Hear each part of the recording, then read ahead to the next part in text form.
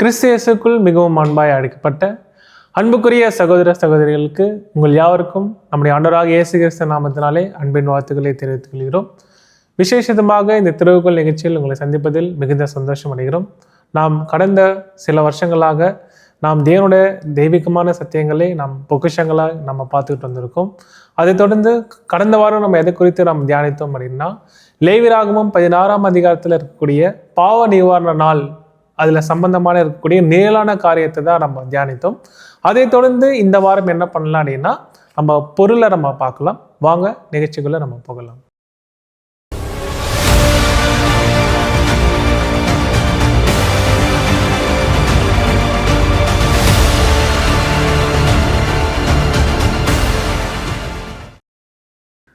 அன்பான சகோதர சகோதரிகளே, இப்பொழுதும் சகோதரர் சொன்ன வண்ணமாக நம்ம கடந்த வாரம் பார்த்திங்க அப்படின்னா பாவ நிவாரண நாள், த டே ஆஃப் அட்டான்மெண்ட், அதோடைய நிழலான சில கட்டளைகளை நம்ம என்ன பண்ணோம்னா பார்த்தோம். ஸோ அதனைத் தொடர்ந்து இந்த வாரம் நம்ம என்ன பார்க்க போகிறோம் அப்படின்னா, அந்த நிழலுக்கான ஒரு பொருளை தான் நம்ம என்ன பண்ண போகிறோம்னா பார்க்க போகிறோம். ஸோ எப்பவுமே பார்த்திங்கன்னா வேதாகமத்தில் பழைய ஏற்பாட்டில் சொல்லப்பட்ட அனைத்து காரியங்களும் ஒரு நிழலான ஒரு காரியங்கள்.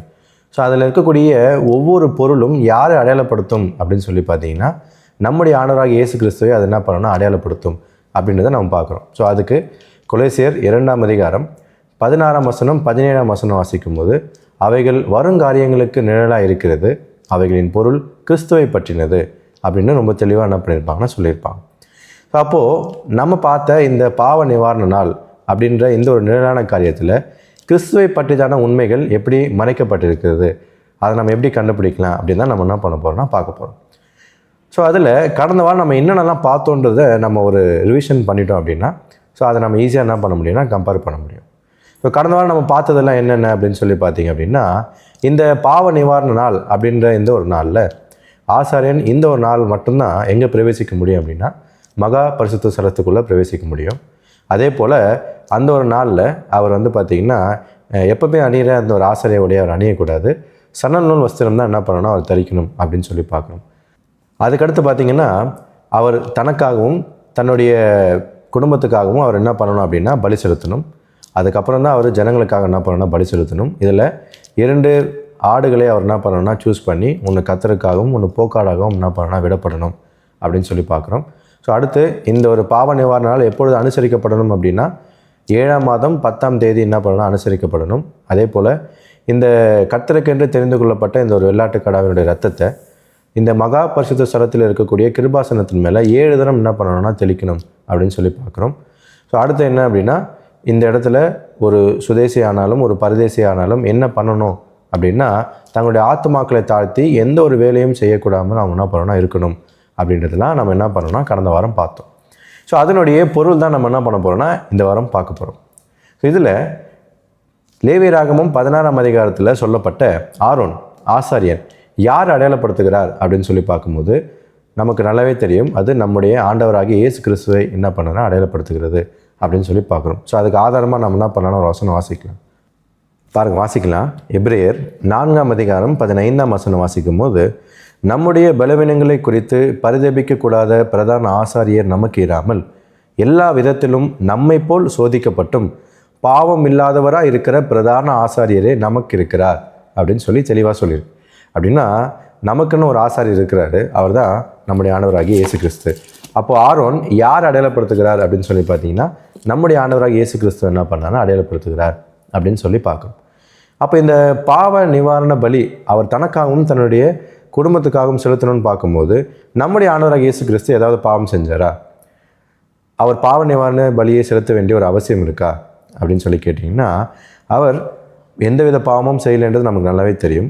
அவருக்காகவோ அல்லது அவருடைய எந்த பாவத்துக்காகவோ அவர் என்ன பண்ண வேண்டியதில்லை அப்படின்னா பலி செலுத்த வேண்டிய அவசியம் இல்லை. ஏன்னா அவர் பாவம் இல்லாதவராக இருக்கிறார் அப்படின்றத இப்போ கூட நம்ம வாசித்தோம்.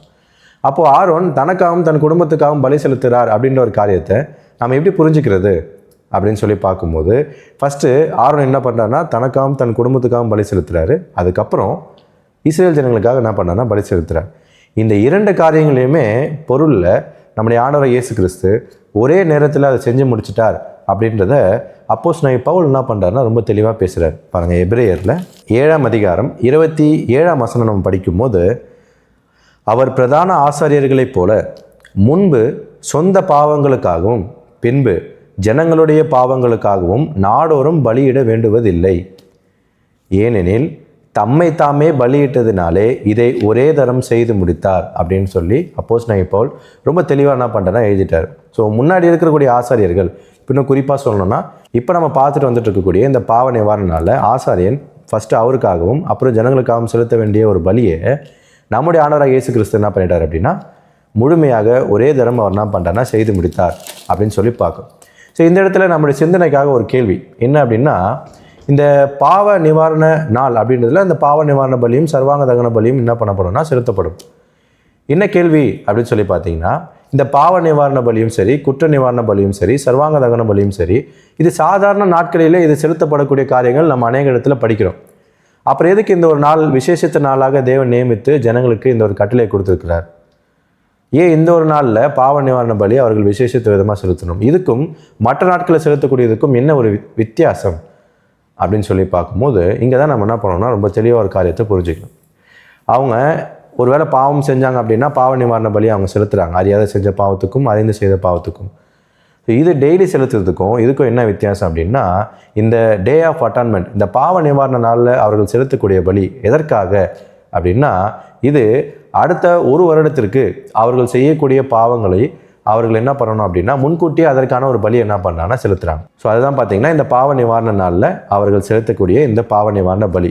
ஸோ இந்த நாளில் அவர்கள் செலுத்தக்கூடியது அடுத்து வரக்கூடிய ஃப்யூச்சரில் அவர்கள் செய்யக்கூடிய தவறுக்கு முன்கூட்டியே அவர்கள் என்ன பண்ணாங்கன்னா தேவன் அவங்களுக்கு சொல்லக்கூடிய ஒரு பிரமாணம் தான் இது.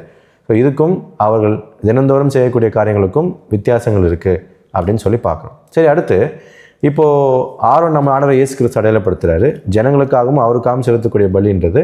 ஸோ நம்முடைய ஆண்டவராக இயேசு கிறிஸ்து இந்த ஒரு பாவ நிவாரண பலியை அவருடைய ஞானஸ்தானத்திலிருந்து என்ன பண்ண ஆரம்பிச்சிட்டார் அப்படின்னு சொல்லி பார்த்தீங்கன்னா அதை செலுத்த ஆரம்பிச்சிட்டார் அப்படின்னு சொல்லி பார்க்குறோம். அது தன்னுடைய சிலுவை மரணத்தில் அதை ஒரே தரமாக என்ன பண்ணிட்டாருன்னா செலுத்தி முடிச்சிட்டார் அப்படின்றதும் நம்ம அநேக முறை இதுக்கு முன்னாடி இருக்கக்கூடிய காணொலிகளில் நம்ம பார்த்துருக்கோம்.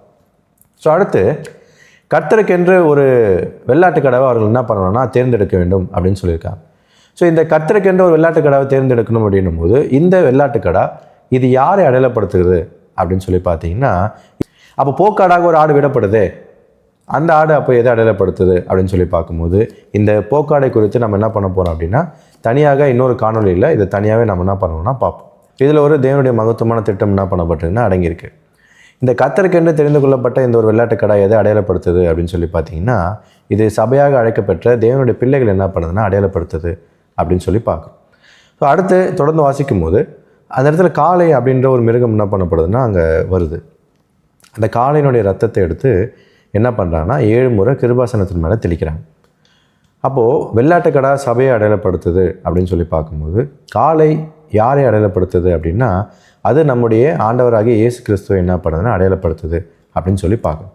இந்த இடத்துல நம்ம கொஞ்சம் நிதானமாக கவனிக்க வேண்டிய ஒரு விஷயம் என்ன அப்படின்னா, இந்த வெள்ளாட்டுக்கடாவினுடைய ரத்தமும் இந்த கிருபாசனத்தின் மேலே போது தெளிக்கப்படுது, இந்த காளையினுடைய ரத்தமும் தெளிக்கப்படுது. ஸோ இதை எப்படி புரிஞ்சுக்கிறது அப்படின்னு சொல்லி பார்க்கும்போது இந்த ஆண்டவராகிய இயேசு கிறிஸ்துவனுடைய ரத்தம் அது என்ன பண்ணப்படும்னா மற்றவருடைய பாவத்தை அந்த இடத்துல மன்னிக்கக்கூடிய காரியங்களை செய்யும்.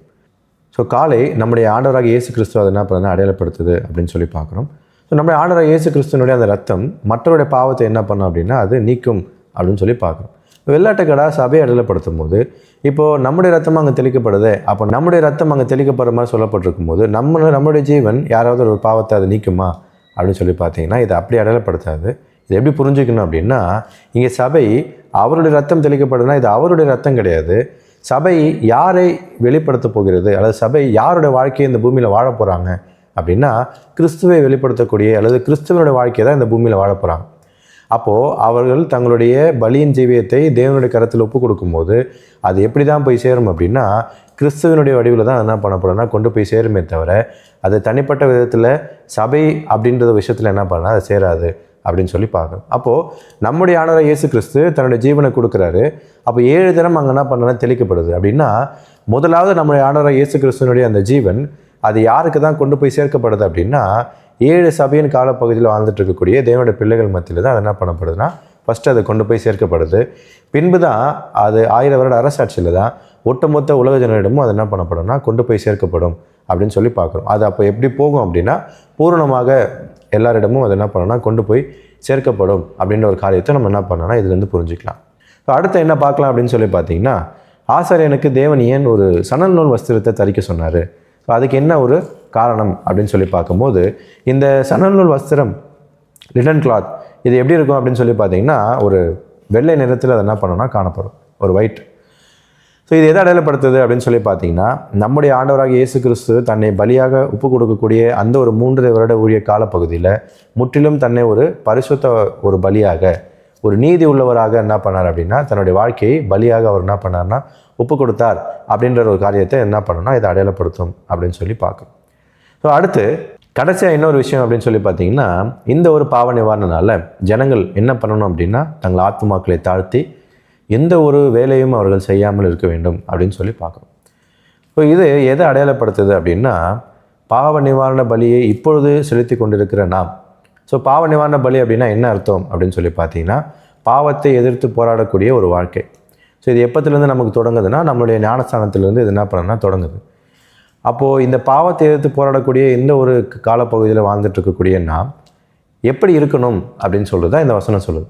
எப்படி இருக்கணும் அப்படின்னா, தங்கள் ஆத்துமாக்களை தாழ்த்தி எந்த ஒரு வேலையும் அவர்கள் செய்யாது இருக்க வேண்டும். அப்போ எந்த ஒரு வேலையும் செய்யாது இருக்க வேண்டும்னா என்ன சொல்ல வராரு அப்படின்னு சொல்லி பார்த்தீங்கன்னா, இந்த பலியின் ஜீவியத்தில் வாழ்ந்துட்டு இருக்கக்கூடிய நாம் எந்த இடத்துலையும் நமக்கு சுயமான ஒரு காரியத்தினால நம்ம என்ன பண்ணக்கூடாதுன்னா எந்த ஒரு காரியத்தையும் செய்யக்கூடாது. சுயமான காரியம் எந்த ஒரு இடத்திலும் அது காணப்படக்கூடாது.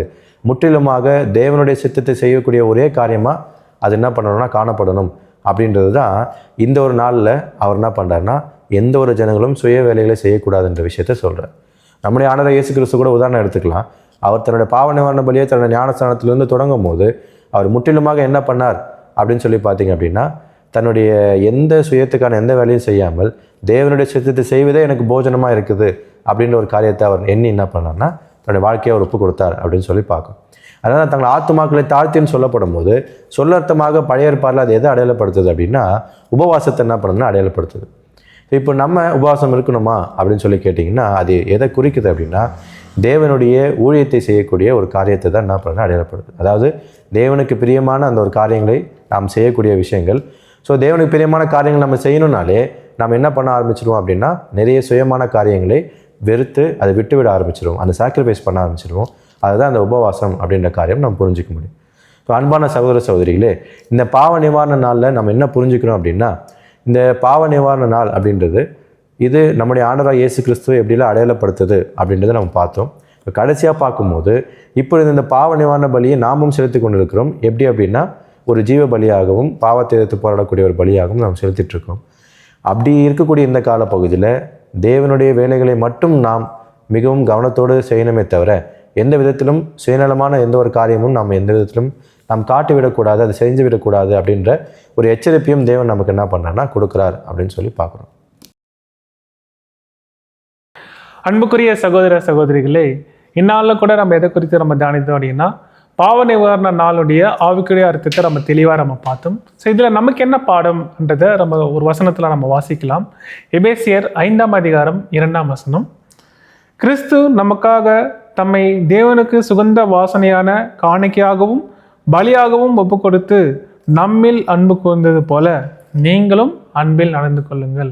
ஸோ அப்போ கிறிஸ்துவை பின்பற்றக்கூடிய நாமும் கூட நம்ம என்ன பண்ண வேண்டியது இருக்குன்னா, தேவனுக்காக சுகந்த வாசனையாக நம்மளுடைய வாழ்க்கையை நம்ம ஜீவ பலியை ஒப்பு கொடுக்கணும். ஏன் அப்படின்னா, நம்முடைய ஆண்டவர் பிதாவாகிய தேவனுடைய திட்டத்துக்குள்ளாக தம்மை தாமே ஜீவ பலியை ஒப்பு கொடுத்தார். அவரை பின்பற்றக்கூடிய நாமும் இந்த ஜீவனோட நாட்களில் நம்மளும் ஜீவ பலியை ஒப்பு கொடுக்க தேவன் கிருபை செய்வாராக. இணைந்திருப்போம் கிறிஸ்துவுடன்.